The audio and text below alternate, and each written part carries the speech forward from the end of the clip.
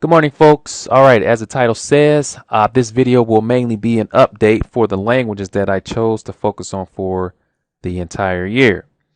Now, as many of you know, I started working on a language project in January. I'm not going to talk much about that project in this video. However, I do intend to bring out information about it sometime next year. Okay, it's a serious project, and I want to make sure I have things solidified before I release information about it. So this video here, it took me, I would have made an update video at the beginning of the year, but I had a hard time deciding which languages to focus on for the year. It took me a couple months, and these are the languages that I chose. So Burmese, Vietnamese, Hindi, and Romanian. All right. So these are the languages that I've been really focusing on in terms of activeness. All right. Now, I made a video before talking about the passive state, the passive stages. Just kind of telling you guys the differences between those, the passive and the active.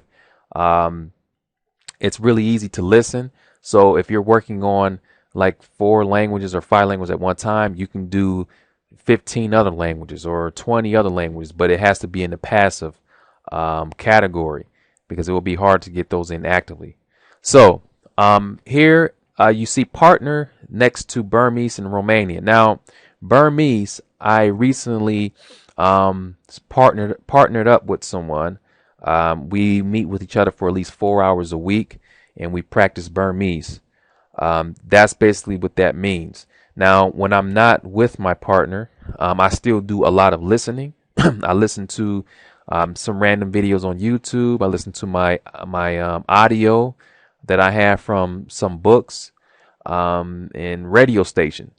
So it's like I said, it's easy to listen. So once the day starts, I can get that Burmese listening in, and and along with the others. So that's Burmese. Vietnamese, I don't have a partner, so I have to dedicate time to going through the process on my own, making the sentences and listening. So this language, Vietnamese and Hindi, what I've decided to do is go one day on, one day off. For example, today is Monday, and I decided to do Vietnamese. So today, the whole day will be Vietnamese. All right. I will be working on a project with doing the other things I have to do for it as well. But this is going to be the only active language I do today by myself. So from the morning all the way to the evening, I'll be working on Vietnamese. All right. And then tomorrow it will be Hindi. And we'll do the same thing. Spend the whole day working on Hindi. And then after that, go back to Vietnamese. So basically 1 day on, 1 day off. All right. Now, Romanian, I have a partner for that as well. And again, as I mentioned before, I meet with my partner for at least 4 hours a week. All right. And we do all of our activeness there. And when I'm out of the session, then I do all my listening and reading on my own. Okay.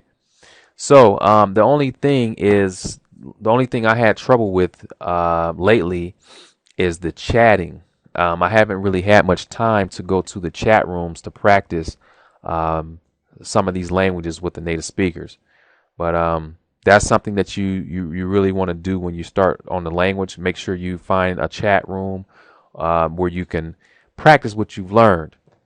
So that is it. That is the languages for 2013. I'm working on 4, and I'm going to continue to choose 4 a year.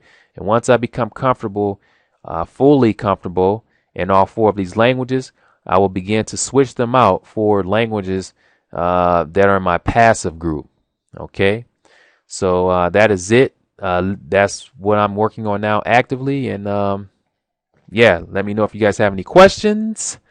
If you don't have any questions, have a good one, and talk to you guys here shortly.